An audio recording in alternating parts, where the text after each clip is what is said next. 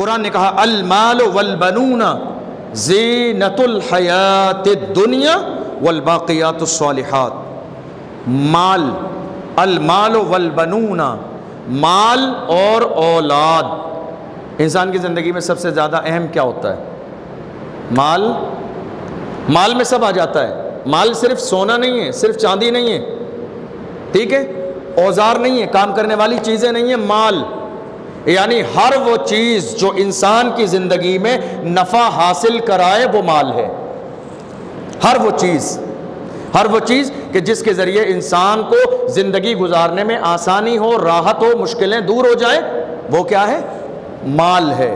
سونا، چاندی، زیور، ہیرے، جواہرات، کام کرنے کے اوزار، زمینیں، پلاٹ، گھر، فارم، یہ ساری چیزیں مال ہیں۔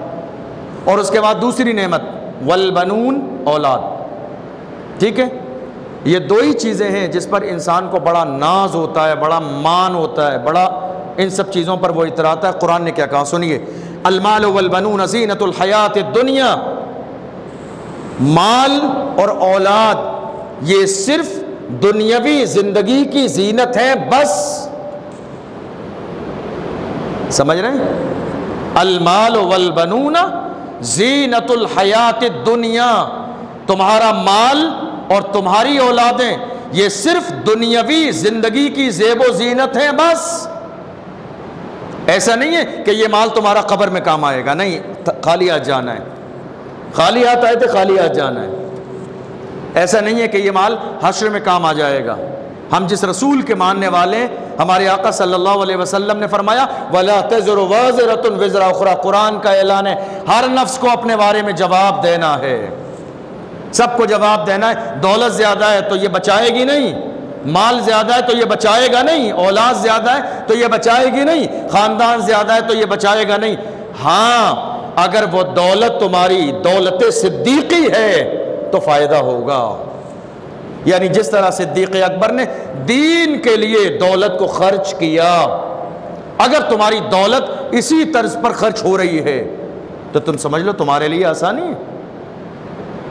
تمہاری دولت اگر دولت عثمانی ہے، آپ کو معلوم ہے مسجد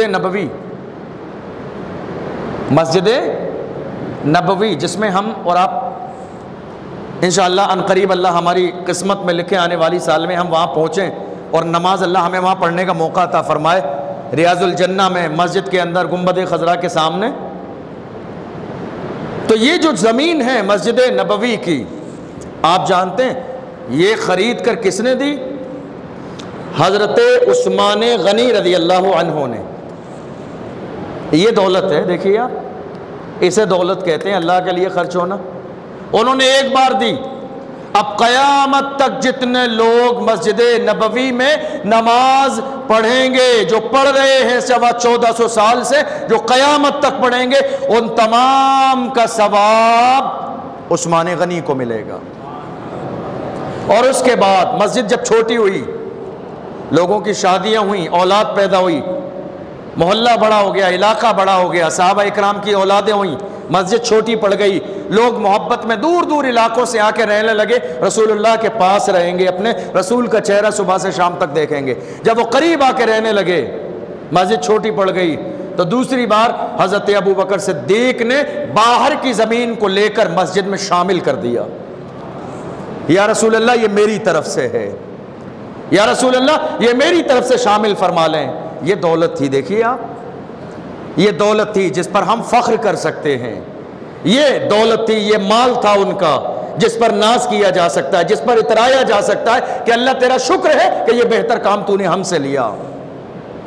سمجھ رہے ہیں آپ؟ حضرت عثمان غنی کے بارے میں ہیں کہ حضرت عثمان غنی رضی اللہ عنہ کا سعودیہ کی بینک میں آج تک اکاؤنٹ چلتا ہے۔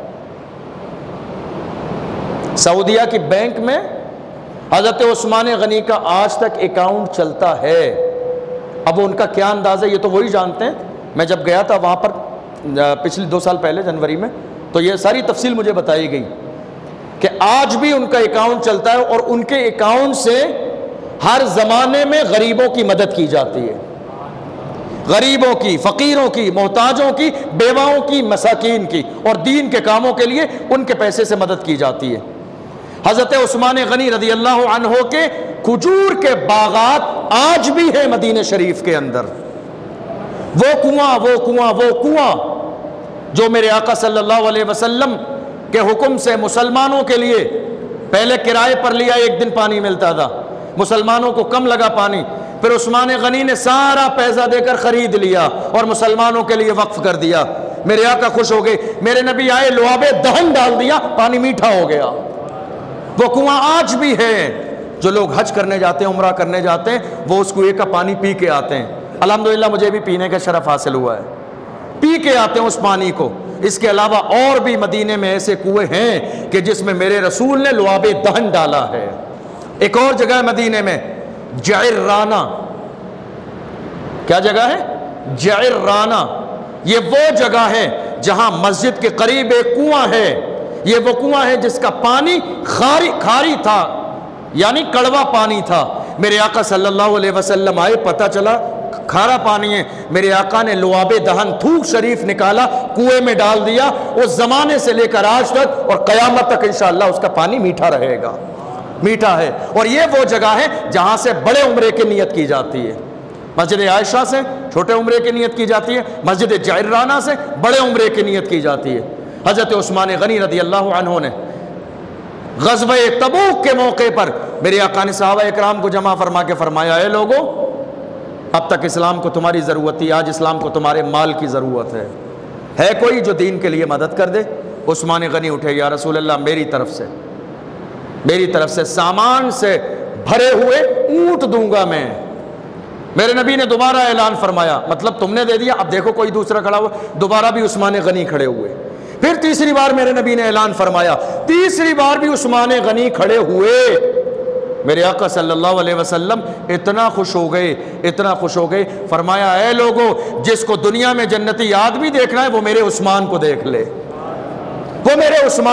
لے، اور میرے آقا صلی اللہ علیہ وسلم عثمان غنی سے اتنی محبت فرماتے تھے کہ یکے بعد دیگرے میرے نبی نے عثمان غنی کے نکاح میں اپنی دو بیٹیاں عطا فرمائیں، اور فرمایا اگر میری اور بیٹیاں ہوتی تو عثمان کے نکاح میں دے دیتا۔ دولت ہو تو دولت صدیقی ہو، ہم دولت بچا کے رہیں، اپنے گھر میں لاک اپ میں بچا لیں، اور دین کو ضرورت پڑے، مسجدوں کو ضرورت رہے، مدرسوں کو ضرورت رہے۔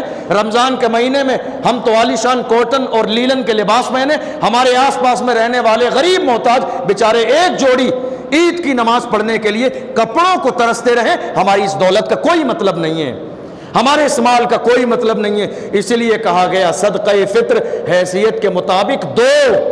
میرے نبی نے فرمایا تمہارا صدقہ ہوگا کسی غریب کے، عید کا انتظام ہو جائے گا۔ اسلام کتنا خوبصورت مذہب ہے۔ میرے نبی نے فرمایا تمہارے مال تمہاری دولت میں غریبوں کا حق ہے۔ تم پہلے اللہ کے دین کو دیکھو، مسجد کو دیکھو، مدرسے کو دیکھو، غریبوں کو دیکھو، ان ساری چیزوں کا خیال رکھو، ورنہ یہ دولت یہ تو آنے جانے والی چیز ہے۔ قارون کا خزانہ باقی نہیں رہا، دریا میں ڈوب گیا۔ فرعون کی دولت باقی نہیں رہی، ساری ختم ہو گئی۔ شداد کی جنت باقی نہیں رہی، حامان کی عزت باقی نہیں رہی، سب دریا میں اور مٹی میں خاک ہو گئے۔ عزت اسی کی باقی رہتی ہے جو زندگی اللہ کے لیے گزارتا ہے، جو غریبوں کی مدد کرتا ہے، مسجدوں مدرسوں کی توجہ کے کاموں میں لگ جاتا ہے، توجہ کے ساتھ اللہ اس کو عزت دیتا ہے۔ قرآن نے کہا المال والبنون، مال اور اولاد زینت الحیات الدنیا، یہ دنیاوی زندگی کی بس زینت ہے، دنیا کی زندگی کی، اور کچھ نہیں ہے۔ والباقیات الصالحات، باقی رہنے والی تو تمہاری نیک عادتیں اور تمہارے نیک کام ہیں۔ قرآن نے کہا والباقیات الصالحات، جو باقی رہنے والی چیزیں ہیں تمہارے نیک کام ہیں، تمہارے بہتر اعمال ہیں۔ اس لیے ہر ممکن کوشش ہونی چاہیے ہر ایمان والے کی کہ ہم سے جتنا ممکن ہو ہم اس ماہ مبارک میں سب کے لیے سوچیں، غریبوں کے لیے، مزدوروں کے لیے، محتاجوں کے لیے، مسجدوں کے لیے، مدرسوں کے لیے۔ ہماری دولت ہماری تو ہے، مگر ہمارے مال میں اللہ نے غریبوں کا بھی حق رکھا ہے، ان مسجدوں کا حق بھی ہے، مدرسوں کا حق بھی ہے، چونکہ یہ ادارے ہمارے ہیں، یہ لائٹ، یہ پنکھے، یہ بجلی، یہ ہوا، یہ پانی، یہ فرش، یہ رنگ و روغن، یہ روشنی، یہ سارا مزاج، یہ روحانی ماحول، یہ ساری چیزیں تیار کرنے کے لیے سسٹم کو بڑی محنتیں کرنی پڑتی ہیں، کوششیں کرنی پڑتی ہیں۔ ہم سب سمجھدار ہیں، ہم سمجھدار ہیں یہ نظام کیسے چلایا جاتا ہے۔ ہمارے گھر بھی لائٹ کا بل آتا ہے، بجلی کا بل آتا ہے، پانی کا بل آتا ہے، ساری ذمہ داریاں ہم جانتے ہیں۔ جب ہم اللہ کے گھر میں آتے ہیں تو کیوں ایسا نہیں ہے کہ جمعے کے دن 100 روپے ہماری جیب سے مسجد میں پڑ جائیں؟ یہ عادت بنائیے، عادت۔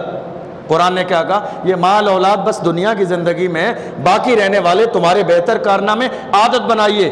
جمعے کا دن ہو کوشش کیجئے، ایسا نہیں آپ نہا کے جلدی چلے آئے، کوشش بنائیے جیب میں ہاتھ ڈالنے کی، کچھ ہے یا نہیں ہے یا خالی جا رہا ہوں، عادت بنائیے یہ۔ اور جو چھوٹی اولاد ہے آپ کی، چھوٹے بچے، انہیں 10 روپے 20 50 روپے دینے کی عادت ڈالیے کہ جب مسجد جاؤ تو غلے میں ڈال دینا۔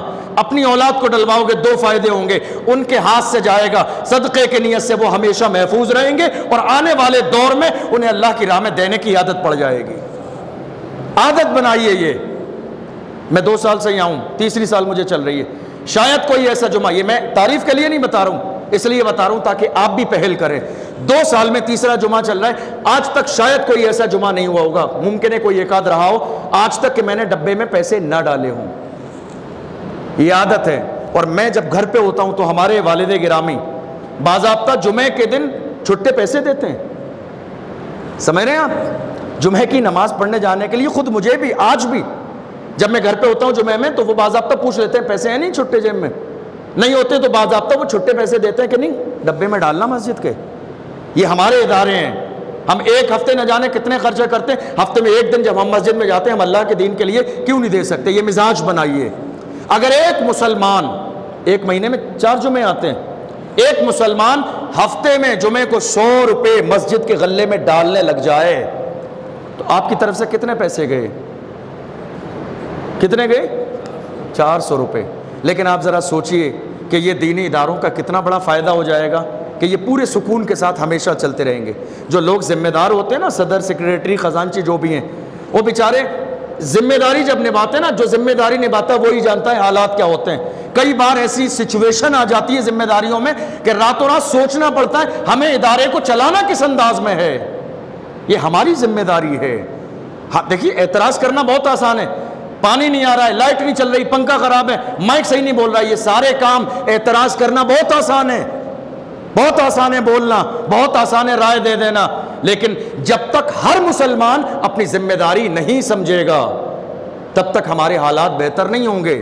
اس لیے یہ عادت بنائیے، یہ دنیا کی دولت ہے، یہ تو آنے جانے والی چیز ہے۔ ایسا نہیں ہے ایک کروڑ پتی بہت اچھا لقمہ کھا کے سو جاتا ہے اور ایک رکشہ چلانے والا بھوکا سو جاتا ہے، رزق اللہ دونوں کو دیتا ہے، دونوں کھانا کھا کے سوتے ہیں، کوئی بہت زیادہ اچھا کھا لیتا ہے، کچھ تھوڑا سا لو کھا لیتا ہے، بھوکا کوئی نہیں سوتا ہے۔ اللہ نے جس کو دنیا میں پیدا کیا اللہ رزق عطا فرماتا ہے، مگر یاد رکھیے گا جو دولت اللہ نے عطا فرمائی ہے یہ آزمائش ہے ہمارے ہاتھوں میں، آزمائش ہے ہمارے ہاتھوں میں، ایک ایک لمحے کے بارے میں۔ میرے رسول کی حدیث سے میں کئی بار بیان کرتا ہوں، حضور نے فرمایا غریب لوگ مالداروں سے 500 سال پہلے جنت میں جائیں گے۔